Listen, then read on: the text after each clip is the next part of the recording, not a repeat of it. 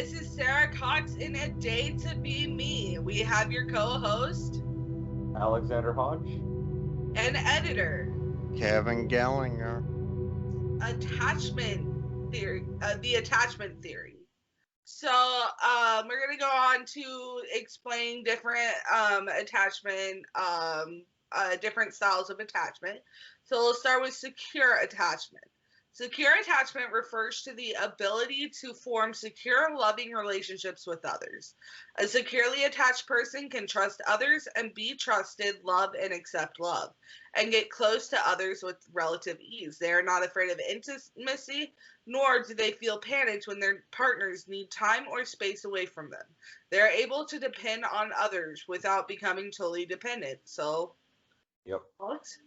So, like a good example, a military spouse who's taking care of a family while the father figure is on deployment.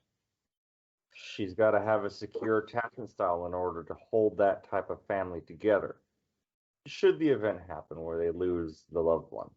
So, a secure attachment style.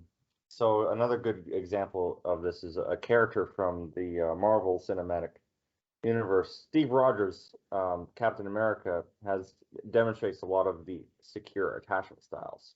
He's so it's secure attachment style. It comes from usually comes from a strong upbringing, and absorbing lessons and being very attentive and paying good attention to what's going on around them. So a secure attachment style. And they're also really, really good at dealing with conflict when it comes to conflict. They'll look you in the eye.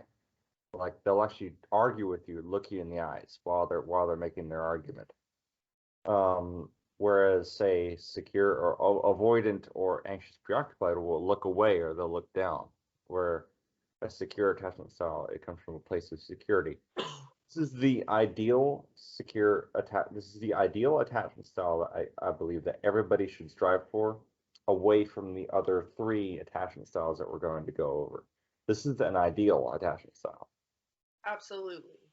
The next one we have is anxious attachment. Anxious attachment is a form of insecure attachment style marked by a deep fear of abandonment. Anxiously attached people tend to be very insecure about their relationships, often worrying that their partner will leave them and thus are always hungry for validation. Anxious attachment is associated with neediness or clingy behavior, such as getting very anxious when your partner doesn't text back fast enough and constantly feeling like your partner doesn't care enough about you. I was in a relationship with such a person with this type of attachment style at the beginning of the relationship. So I work full time at Menards, and I have to generate a certain amount of lifestyle for myself. One of the things that I had to do to reassure her that the connection is not going to get lost is I have to send her my schedule every week that I get my schedule, or she'll get worried. Like if I don't message her back during those times where I'm off or something like that, where she gets worried, and that stems from usually stems from a event in childhood where the child was left behind somehow. So that attachment that they have with the caretaker is very strong, and it can be that can also happen with relationships. So say if a woman or a man for that matter becomes say like Anakin Scott was which one became Darth Vader? Was it Anakin? I think it was the one in the volcano. Yeah, I think it was Anakin. He has behaviors of an anxious attachment. He cannot see himself living, literally being alive, without what's her name? I'm gonna get so much heat from Star Wars fans. Bring it. Princess Leia? Thank you. Yes. So, and he couldn't imagine himself living without her. So that's the anxious, preoccupied attachment style. I think the way out of that is to develop hobbies and being able to self-care, get to a point where you can see yourself, say, moving into your own apartment. And with the hobbies and strategies and things to do, like, say, cooking, art, or something, where you can see yourself doing these things without having to be overly anxiously attached to somebody. That's the way to overcome anxious, preoccupied attachment styles. That's one of the ways that in my relationship with this woman, she got over that because she got into hobbies and working, and she started working and doing things that she loves doing. So she wasn't as attached to me. And one of my hopes was, I was hoping that should ever something happen where the attachment is broken, that she can strive and keep going without me. That's all I wanted. Please, like, I hope, so all I wanted is the good lesson to be learned so that she can um doesn't have that fear of abandonment should it happen again. So um yeah, that's the anxious, preoccupied attachment style. I also used to have the anxious attachment uh, style because of my fear of abandonment. You see, some of my foster homes, my biological parents, they abandoned me when I was very, very young. So I used to go through the anxious attachment with the severe fear of abandonment. And we'll get more onto how we see ourselves in this later on. Hmm. So Yep. the next one we are going to talk about is avoidant attachment. Avoidant attachment is a form of insecure attachment style marked by fear of intimacy. People with avoidant attachment style tend to have troubles getting close to others or trusting others in relationships. They typically maintain some distance from their partners or are largely emotionally unavailable in their relationships, preferring to be independent and rely on themselves. Yep. So a good example of a character that has just exhibits avoidant attachment style is Tony Stark in the Marvel Cinematic Universe. Iron Now Man. they make for awesome first daters. In fact, if anything, it's electrifying to be on a first date with an avoidant That man attachment. over there is playing Galaga. This man, yeah. So this man is maybe spinning plates, or maybe, but he's avoiding that deep connection with the whole one-itis trap. Like, I exhibit avoidant attachment style because, and part of it's because of the women in my life that I have grown up with. My birth mother having mental and physical ailments, and so my attachment style towards women and relationships has been more avoidant. I will literally, like, I'll hop off the grid if my woman is texting me too much, or they're literally like to the point where, to me, it seems like they're nagging. It seems like they are too attached. They're like, okay, stop chasing me, and I'd shut my phone off. And that's not exactly the healthiest way to deal with, I guess, an anxious, preoccupied attachment from a woman. But it's the way that I have to deal with it because I have a little bit of a fear of commitment. I'm not having kids. I don't plan to have kids or marry up or get into the whole one-itis trap. No, thank you. And I think part of that stems um, from basically the women in my life from a young age. The teachers that I've had where, little young autistic boy, oh, go sit in the corner kind of thing. And then dealing with the feelings about my birth mother. So the attachment style, another behavior that I would exhibit is that I guess, and I could be okay and very self-reliant. I think this is one of the reasons why owning a house and learning to drive came so, I guess, it came very naturally to me because one of my fears is that I don't want to get to a point where I have to rely on a relationship to get me out of something. I don't want to have to rely on anybody. Um, so I think if there's any suggestions on how to, I guess, like I mentioned, with the anxious preoccupied attachment, the way to get out of that is to come up with a hobby. I, on the other hand, I am hobby heavy. I do a lot of Me things. too. I do a lot of stuff where I don't have to connect with people. I do a lot of things and yeah, connect with people doing those things. But when it comes to relationships and marital status, that's something that I can't see myself doing.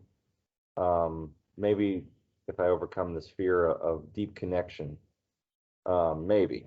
But I'd like to hear some suggestions as to how to overcome an avoidant attachment style. I don't know, Callie. So what do you think? Is there any strategies that you'd say for someone with an avoidant attachment style?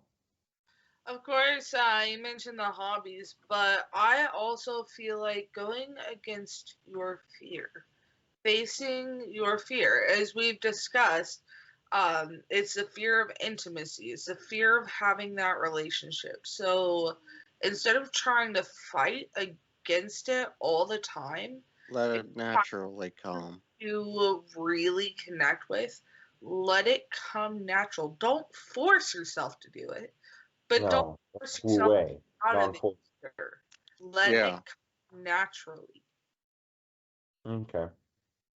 One of the ways that I think of this is that I always tell myself whenever I see someone starting up a family and they're actually able to have that secure attachment and start a family of their own, it makes me so jealous.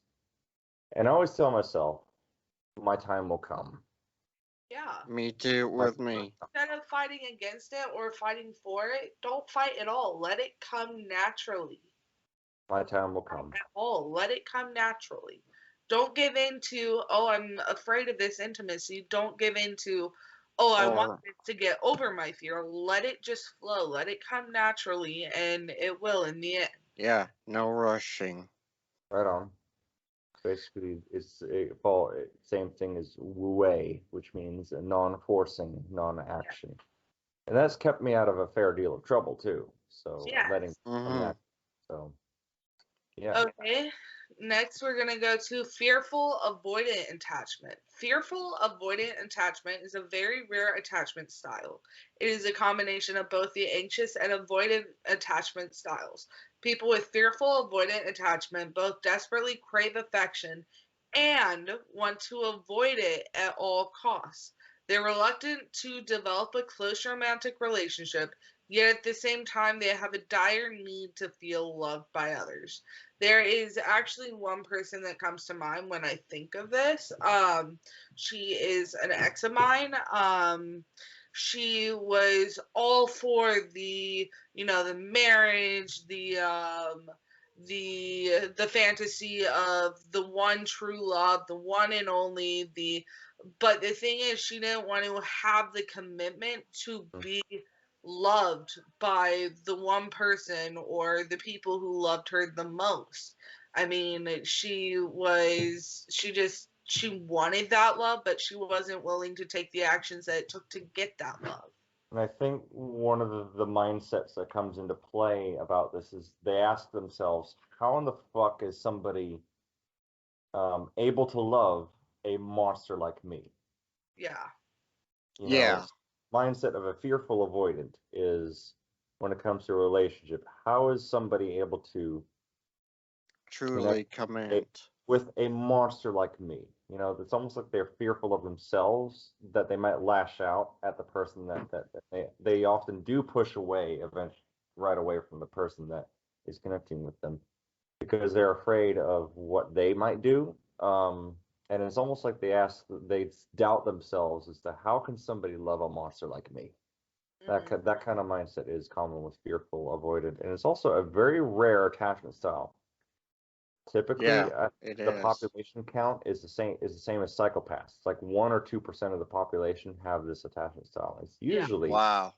That's Usually still psychopaths. amazing. Usually psychopaths and people who are, I guess, extremely driven and self-reliant, but they also have very severe and heavy defense mechanisms towards this. That's why, like, it's hard to provide therapy for a person like this because they will troll the therapy. They'll kind of troll the therapy. Say, I don't I need guess it you and say all they'll that play stuff. with them.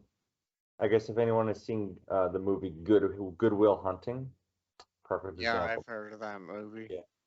So the guy, I haven't seen the movie myself, but the guy in that this exhibits behaviors of a fearful avoidant, and that stems from trauma. I think that stems from trauma and or eh, some of it could be genetics, like psychopaths. Either it be business and entrepreneurial psychopaths, or so the fearful attachment style is where the mindset is how in the hell can anyone connect or even love a monster like me?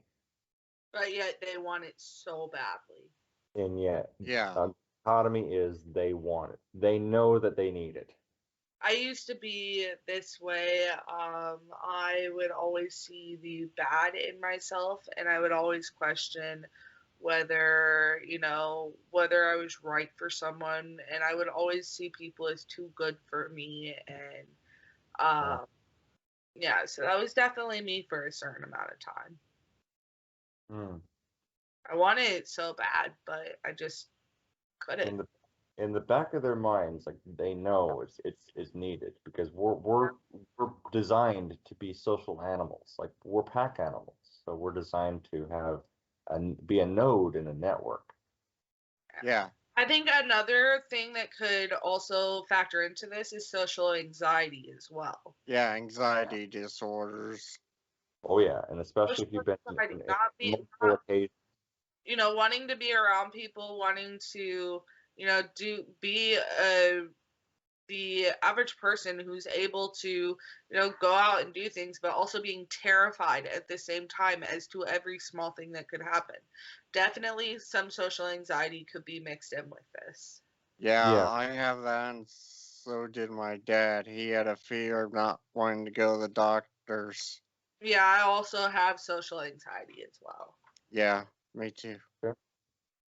So Most, out of the three attachment styles, a secure attachment style is the ideal that's the Mm-hmm. goal. And the three attachment styles could be adjusted towards the secure attachment style. yeah. So, what circumstances lead to each attachment style? We're going to be talking about one at a time. Secure attachment. Caregivers are responsive and attuned to their child's needs. Yep. Anxious. It's Oh, go ahead. Yep, exactly. Like I said before, it stems from a strong upbringing. This is a blessing if you have it already. So congratulations. Like if you're Yeah. majority of a secure attachment style, you and your upbringing have made the right decisions and the right and the best decisions that they could make for you to have this attachment style. Anxious attachment. Caregivers are inconsistent, unpredictable with affections, sometimes overly involved with intermittently withdrawn. It's the unpredictable fluctuation between caregivers, between being emotionally available and then distant, that leads children to be anxious about their future relationships. Mhm. Yeah. I get anxious about that too. And I Avoidant think attachment. Caregivers are not responsive, but are dismissive and often distant. They're constantly emotionally disconnected from their child, resulting in the child believing that their needs won't get met. But they Yep. will in time. So I think with the avoidant attachment style, say for the example of Tony Stark, in the storyline, he gets sent away to college. His father wasn't quite, I guess, emotionally connected with Tony. He more saw the numbers, like he saw Tony as like, Science, more yeah, fascinated he was about his work. with and the way that he was described his father was cold, calculating. He never told Tony that he loved him, never really told him much of any of that. So it was a lacking of the emotional connection from their caregiver is where the avoidant. Now, I'll say that I was always told that I was loved and being looked after, but I think where my personal avoidant attachment style comes from is my birth parents and the women that I've dealt with in my life through like school and teachers. So, and it didn't so much come from my family, thank goodness. I'm thankful for them. Yeah. So Okay, so fearful avoidant attachment. The type of an environment that influences a disorganized attachment involves a caregiver who is frightening or traumatizing, leading the child to experience a deep sense of fear and a lack of trust in others despite wanting close connections. They may be neglectful or even abusive, such that the child develops a poor understanding of boundaries and is confused about what a healthy relationship looks like. mhm. Okay, Yeah. It's what? hard. Um, Go ahead, Alex. I would say it's hard to form, I guess, what an ideal relationship is without the blueprint. Absolutely. Yeah. Okay, now we're going to be discussing what each of our attachment style is. Alex, Oh you want to go boy. first? Oh boy. All right. So Hmm. I mean I fall in. I think I'm majority secure slash avoidant. I don't see myself as much as anxious, preoccupied, or fearful. And like say if I so here's one of the behaviors that I exhibit. I'm pretty secure in my arguments. I'm pretty set in what I know is right for me and right for the people that I care about. So, like one of the behaviors that I exhibit mostly is that I really try to, when I get into conflict, I like to handle it there, or else we're going to carry it with us. Like, are we going to want to do that? So, I'll look you in the eye and I'll tell you with truth, like what is up. Like, what do we need to handle? We need to talk, kind of thing. So I'm Yeah. pretty Me secure in too. that regard.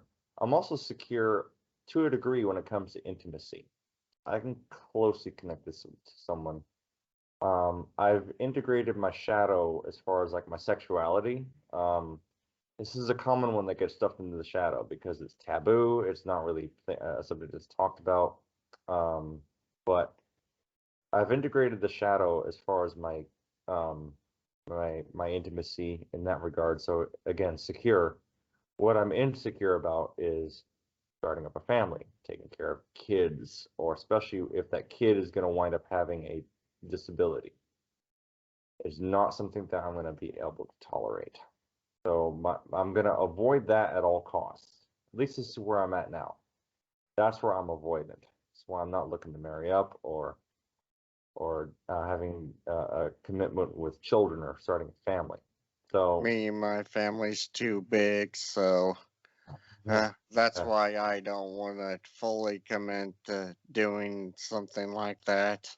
yeah, and the thing is not for everybody, and that's so true. I think um, when more than one people say it's not for everybody, it's always some true Uh, statement. yeah, Um, it's always true. and it's okay. Hmm. It's best not to force these things into our lives. Like Callie, It'll. like you're saying, that was good advice. Not forcing things to happen the way that we want them to, because we could avoid a lot of trouble by doing that, letting it come naturally. So that was a Like good, I say too. yeah. So thank you for that. Yeah, to the both of us. My when I was first starting out with relationships, I was a fearful avoidant. Um, so I was at the point in my life where like I wanted to have close relationships. This is probably where some of my social anxiety came in. I always looked at myself as being the bad person, the person that nobody would want to be with, or the person that makes people uh just angry or brings people down. And it took a long time to get out of that, but because I thought so badly of myself, I was thinking that other people would think that badly about me, that they wouldn't want me around. But yeah, I wanted that connection so much. It got to the point where, I was acting out. I was doing things, sexually with people just to get that close connection, but without having the romantic relationship, kind of like one night stand kind of things. Yeah.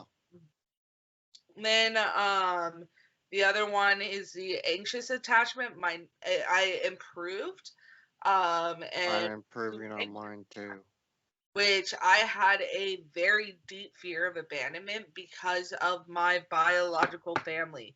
My biological mother and father and all of them, they neglected me, they abandoned me, and that stemmed for a very long time, all the way up through until about age 24. I'm 25 now, so it's only been a few months that I have been able to really get control over having like my attachment style.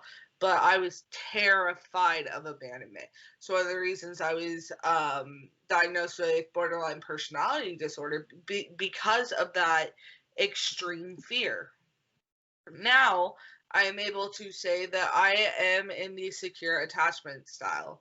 I can be in relationships with people. I'm not scared. I'm not fearful. I'm not avoidant. I'm not anxious. Like, if somebody were to say, you know what, I'm done with you, walk out of my life, it wouldn't hurt me. I try to bring positivity into everyone's life. And if they're going to, kick me out of their life for something stupid, the way I see that is that's on them. That's not on me. That's their loss. I try to bring that positivity to everyone. So if someone were to leave me, I mean, I don't see, I don't get hurt over that. And I'm not afraid of intimacy. If somebody needs space from me, I'll tell them, like, you need space, let me know, and I'll give you however much time you need. I'm not totally Yeah. Me dependent too. on anyone, so that's basically And I my noticed line of that, A it. little bit of me. and I noticed that that's also how you run this. So you're able to actually, you work really well with us. Like if we need some time to like do something, or because we all got our own lives, that you're pretty good. You're really good about that. The way that you're running this, it's a pleasure to work with that. And I'm like, oh, thank God they're not like they don't need me all the time, you know. Yeah. Yeah. I am That's very, too much. I am very respectful of people's personal life. You don't want to do something right then and there, then that's fine. Yeah. Do it later. Yeah, I don't. There's always time. Time, Time is yes, there is. time's It's just, always there. Okay, now as us, as a podcast group, as a Day to Be Me, we are asking you as our audience, what is your attachment style? Make sure Yes. you comment and like our video and subscribe if you like what we've been talking about. This is Sarah Callie Cox at A Day to Be Me with co-host Alexander Hodge. and editor. Kevin Gellinger. Thank Good you evening, for everybody.